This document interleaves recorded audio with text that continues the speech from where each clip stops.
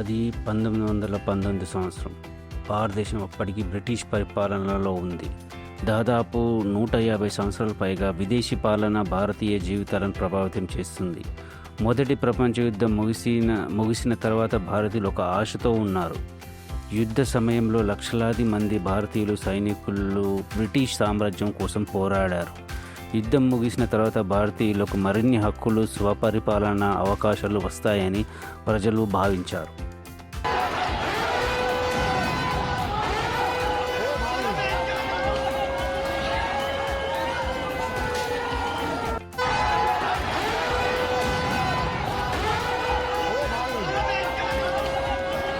सुबह का वक्त था लोग కానీ జరిగింది పూర్తిగా భిన్నం ఫ్రెండ్స్. బ్రిటిష్ ప్రభుత్వం 1919 రోలర్ చట్టాన్ని తీసుకువచ్చింది. ఈ చట్టం ప్రకారం ఎవరైనా విచారణ లేకుండా అరెస్ట్ చేయవచ్చు, కోర్టులో విచారణ లేకుండా జైలుకు పంపవచ్చు, ప్రతిపక్ష ఆంక్షలు విధించవచ్చు, ప్రజల్లో సమావేశాన్ని నిషేధించవచ్చు. భారతీయుల్లో తీవ్ర ఆగ్రహం రేగింది ఫ్రెండ్స్. మహాత్మా గాంధీ దేశవ్యాప్తంగా నిరసనకు పిలుపునిచ్చారు. పంజాబ్ రాష్ట్రం ముఖ్యంగా ఉద్యమాలకు కేంద్రంగా మారింది. అమృత్సర్ నగరంలో డాక్టర్ సాయిబుద్దీన్ కిచ్లు మరియు డాక్టర్ సత్యపాల్ అనే ప్రముఖ నాయకులు ప్రజలకు శాంతియుతంగా ఉద్యమానికి నడిపిస్తున్నారు. ప్రజల్లో వారి ప్రభావం పెరుగుతుండడంతో బ్రిటిష్ అధికారులు వారిని అరెస్ట్ చేసి రహస్యంగా నగరానికి దూరంగా తరలించారు ఫ్రెండ్స్.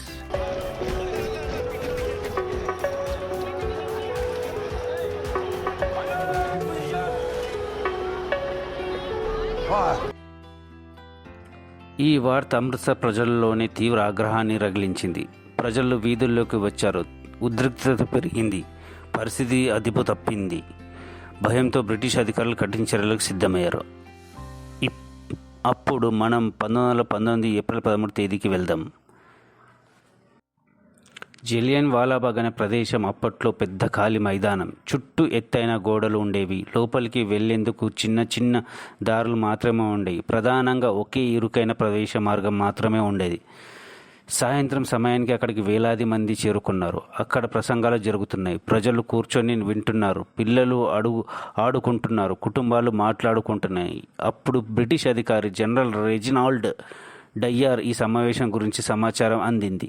డయ్యర్ వెంటనే సైనిక దళాన్ని సిద్ధం చేశాడు. దాదాపు 50 మంది సైనికులతో జలియన్ వాలాబాగ్ వైపు బయలుదేరాడు.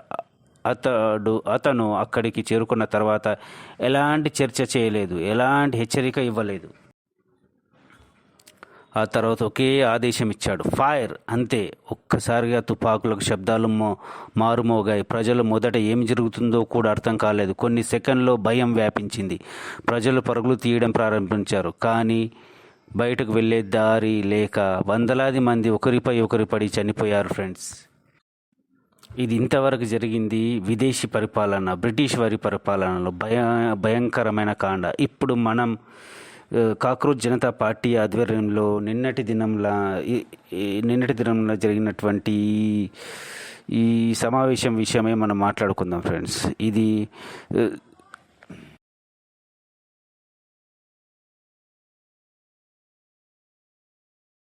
ఈ ప్రభుత్వం హయాంలో సిజేపీ అనే ఒక కుర్రాడు ఫ్రెండ్స్, 35 సంవత్సరాలున్న ఒక కుర్రాడు స్థాపించిన చిన్న పార్టీ ఫ్రెండ్స్. ఆ పార్టీ యొక్క పిలుపుకు ప్రభావితమై అనేక వేలాది మంది, లక్షలాది మంది ప్రజలు, స్టూడెంట్స్ ముఖ్యంగా, యవ్వనస్తులు ముఖ్యంగా ఈ పరిపాలన ద్వారా విరక్తి చెంది అక్కడికి చేరి మేము శాంతియుతంగా పార్లమెంట్ ముట్టడిస్తామని ఒక పిలుపునిచ్చారు ఫ్రెండ్స్. ఆ పిలుపును వీళ్ళు గవర్నమెంట్ బేఖాతరు చేసి ఫ్రెండ్స్ భయంకరంగా లాఠీచార్జ్ చేసి చిన్న చిన్న స్టూడెంట్స్ పైన భయంకరమైన లాఠీచార్జ్, గ్యాస్ను వదిలి మరియు ఫైర్ని చేసి ఫ్రెండ్స్ భయంకరమైన కొట్టి అనేక మందికి గాయాలు చేశారు ఫ్రెండ్స్. కొందరైతే స్పృహ తప్పి కోల్పోయారు ఫ్రెండ్స్. ఇది ఆలోచించండి. అప్పుడు అయితే బ్రిటిష్ పరిపాలన, ఇప్పుడు మన స్వపరిపాలన కదా. మన స్వపరిపాలనకు మరియు బ్రిటిష్ పరిపాలనకు మధ్య తేడా ఏమైనా గమనించారా ఫ్రెండ్స్? ఇది ఎంత దారుణం.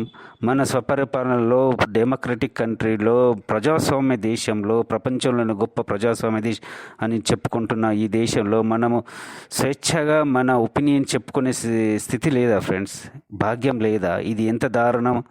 దీన్ని నేనైతే తీవ్రంగా ఖండిస్తున్నాను ఫ్రెండ్స్. అక్కడ జరిగిన గాయాలను మానతాయో మానవో తెలియదు కానీ కోట్లాది జనాల హృదయంలో మాత్రం భయంకరమైన గాయాలు జరిగాయి ఫ్రెండ్స్. ఇది మాత్రం నిజం.